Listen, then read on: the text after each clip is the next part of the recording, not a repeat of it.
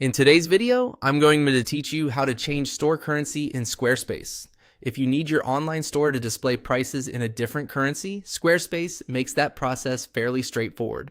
I'll walk you through exactly where to find the setting and how to update it properly so your store reflects the currency you want to. To begin, log into your Squarespace site dashboard.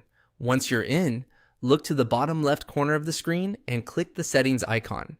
This is where Squarespace keeps the main controls for your website, including store-related options. After opening settings, find and click on Selling. This section contains the tools connected to your store, such as checkout, payments, and product sales settings. If you're managing an online shop, this is the area you'll return to often. Inside the Selling section, click on Payments. This is where Squarespace handles the payment setup for your store, including the currency your customers will see when browsing and checking out.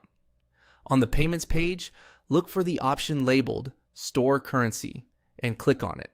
This opens the currency settings for your store. Changing this setting affects how your product prices are displayed, so it's a good idea to make sure you're selecting the correct currency for your business location or target audience before saving.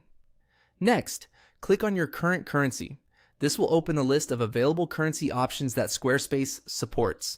You should now be able to browse through the list and find the one you want to switch to.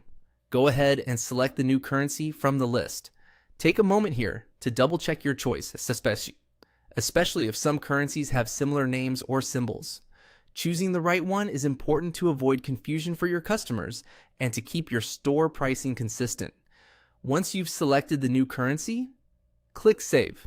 This confirms the change and updates your store currency setting. And that's it. Your Squarespace store currency has now been changed. After saving, it's a smart idea to review your storefront and product pages to make sure prices appear the way you expect. You may also want to verify your payment setup and any related pricing details, so everything stays accurate after the update. Thanks for watching, and if you're following along, you should now be able to change your store currency in Squarespace quickly and confidently.